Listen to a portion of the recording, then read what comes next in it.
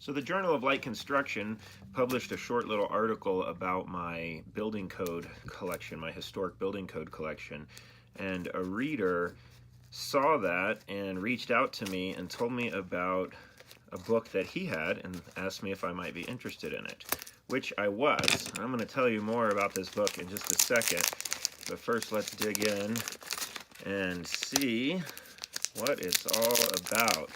I'm pretty excited about this one. The history on this one is going to be interesting, and it's some stuff I still am working on learning and figuring out. All right, let's get into this. The anticipation is killing me. Yes, indeed, we have it. The National Building Code 1949 edition.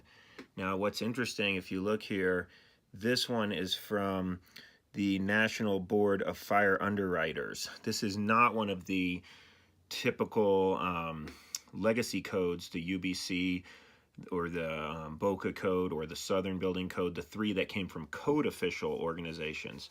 This book didn't come from code officials. This one comes from the insurance industry, the National Fire Underwriters.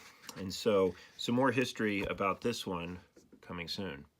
National Building Code. I have some other editions, but this 1949 is now my oldest edition. Very exciting. Okay, so I'm coming over to my bookshelf where I have the National Building Code collection of mine. I only have two of them, so I'll have my third now. I have 1967 and the 1976. And so this one, the 1949, right there, is going to go in here. But let me remind you real quick. Take a look at this. This is by the National Board of Fire Underwriters from 1949. Now, if I take that and I slide it into its spot and I pull out the 1967, the next edition I have, let's take a look at what this says. This is recommended by the American Insurance Association, successors to the National Board of Fire Underwriters. So the National Board of Fire Underwriters became this American Insurance Association. And they took over, or whatever. They're now the ones with the National Building Code. Looks like the same organization, or I don't know, a little more research to be done there. But if you take a look at this one, I will now put this guy back. And let's keep following the history forward. 1976 National Building Code, also by the American Insurance Underwriters, or what was it, American Insurance Association. But if you look here, look at this little symbol. You see that little symbol? I'd never seen that, but when I got this book, I don't know, it looked familiar. I recognized it. And so where I recognized it was up here in my CABO codes, my 1 and 2 family dwelling codes. If you look at this one, this is the 1971 CABO right here, 1971 edition. And look, there's that symbol, the American Insurance Association symbol.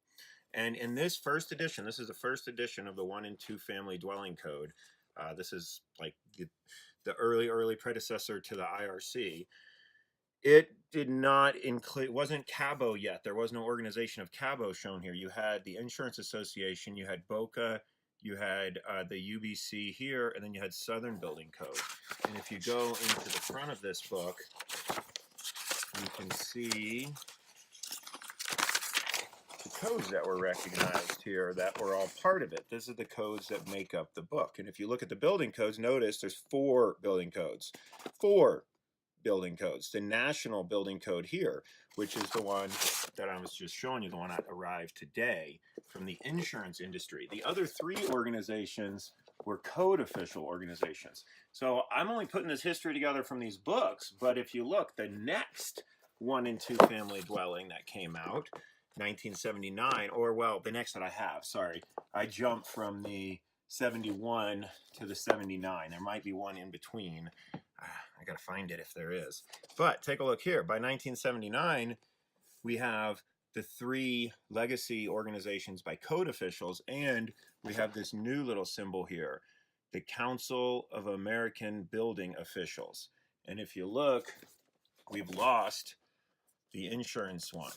So also, if you go inside this, the same place we looked at in 1971, you see down to the three standard, quote, legacy codes that we know of that formed ICC and carried on with the IRC and whatnot.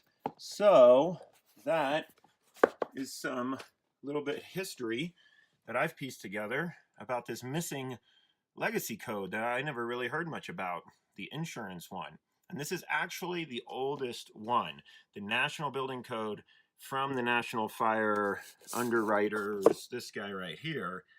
This goes back to the very early 1900s, before any of the three legacy code official groups. So really, that's kind of the first of the mainstream building codes.